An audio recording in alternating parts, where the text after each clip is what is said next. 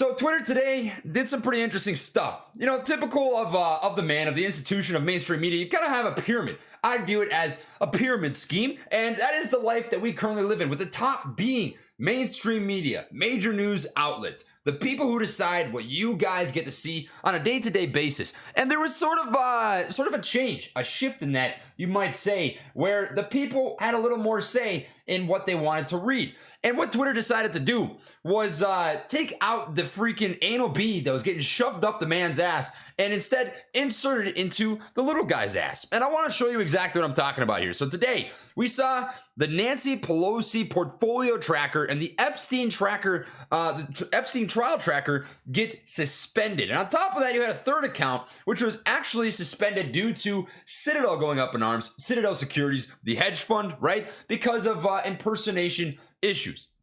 Now, what's fascinating about this stuff is how much demand there was for these two particular, these Twitter accounts, right? Nancy Tracker. Before it had over 200,000 subscribers, and this got absolutely shut down. And the point of the Nancy Tracker was to follow Nancy Pelosi's investments. Now, who is Nancy Pelosi, right? Well, look at this. Nancy Pelosi insider trading, right when I type this into Google, is the first thing that pops up. She is infamous for taking advantage of insider information to make extremely profitable stock trades. An example of this, Nvidia. She has absolutely crucified Nvidia over the previous couple of months. I'm going to show you the daily candles here. She placed some call options before this massive bull run up to $346. Insider information. She obviously knew something was coming. She took advantage of it. She made good money. And the purpose of this Twitter account, this one right here, with the Nancy Pelosi portfolio tracker, was to expose that sort of bullshit in the first place. And Twitter,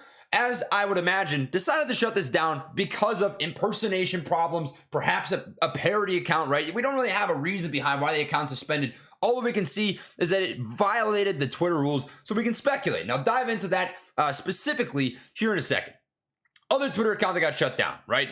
The tracker trial, the Epstein tracker trial. This is actually a really sad one to see, because mainstream media is not talking about the Epstein case in the least bit. It's funny how the people at the top want to keep the people at the top safe. It's what a mystery that corruption follows corruption, huh? Very, very, very sad. Nonetheless, this Twitter account had over 500,000 followers that had been accumulated over a very short period of time. Basically, what these guys decided to do is create their Twitter a week, 2 weeks in advance to the Epstein case that was to be a trial, right? And there's a lot of bad stuff and a lot of bad people that were being talked about. Some bad shit was starting to fly. And the amount of traction this had shows the demand and the interest in that specific topic. And it was suspended for a very similar reason. Twitter suspended accounts which violate the Twitter rules. Last one. Check this out. Citadel Air. Now, this is just a member of the AMC community, a guy who likes to educate. I've actually spoken with this guy in a space call before. He's a good person, right? And in my assumption, what happened here is Citadel Securities, the hedge fund, decided to shut this down. They went up in legal arms because of impersonation, perhaps libel, perhaps mislabeling the company. And again, you see this. Twitter suspends accounts which violate the Twitter rules. So, you know, I decided to think a little bit. I thought to myself, well, what do these Twitter rules look like in the first place? So what I'm going to show you here really quick is what those actually entail. Because it's funny to me that they would say, oh, this is an impersonation account. Oh, this is a parody account. This is libel. This is defamation, whatever. But let's just look at the actual terms of service, which was updated as of August 19th. Now, check this out. I'm going to pull this down on my screen here really quick so that you can read this. I've got this highlighted in yellow.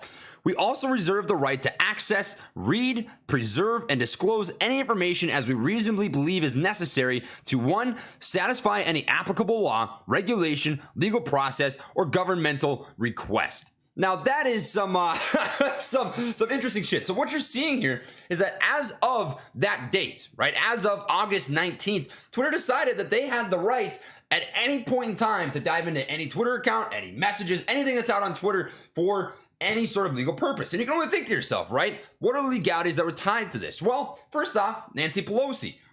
Well, I wonder what sort of legal agenda would be tied to somebody who is illegally insider trading.